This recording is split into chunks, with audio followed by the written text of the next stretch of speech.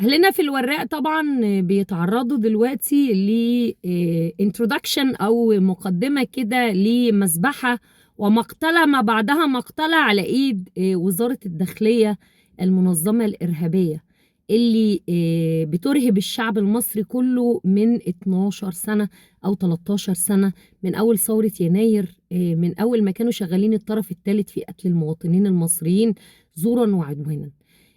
دلوقتي هاجمين على جزيرة الوراق ومجيشين الجيوش وهاجمين على الأهالي، عمالين يضربوهم بالخرطوش، عمال يضربوا قنابل مسيلة للدموع.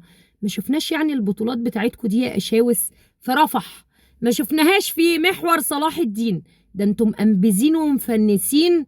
ونتن ياهو خال السيسينياهو وخالكو بيفعل فيكم الأفاعيل، بيفعل فيكم الأفاعيل وانتم مش قادرين عليه. انتم مش قادرين غير على الشعب المصري الغلبان. عايزين تسرقوا جزيرة الوراق، جزيرة الوراق اللي اتباعت للصهاينة بتوع الإمارات ووجب ان انتوا تسلموها. عايزين تسلموها دلوقتي والموضوع قلب معاكم بعند دلوقتي. يعني دلوقتي الجزيرة مش هتتسلم، الجزيرة لها أهل ولها ناس ولها صحاب، وجزيرة الوراق مش هتتسلم.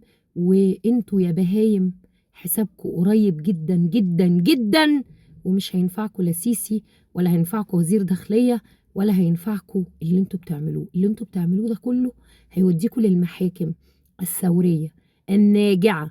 واخر رسالة عندي هنا للشعب المصري، انتوا سبتوا اهلنا في رابعة والنهضة والحرس الجمهوري ومش عارف في استاد بورسعيد وماسبيرو ومحمد محمود والخ الخ والعجمي والمنصورة، كل المذابح اللي حصلت، وسرلي العملية سرلي اللي قتل فيها 40,000 مصري، 40,000 مصري وكله واكل جزمة.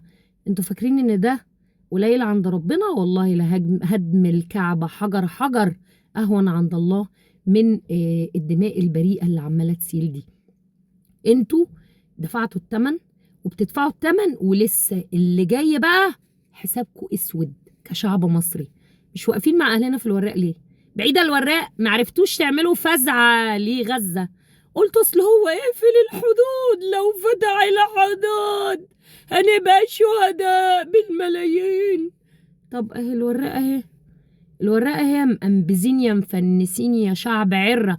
اقسم بالله العظيم شعب عرة، عرة الشعوب. النار قايدة حواليكم من جميع الجهات في الوطن العربي ومأنبزين. النار والعة جوه البلد برضو مأنبزين، واخدين وضع التفنيس وعاجبكم الموضوع ده. فعلا يعني غير مأسوف عليكم اقسم بالله، وحلال اللي هو بيعمله فيكم حلال. انا زعلانة بس على اهلنا في الوراق فقط.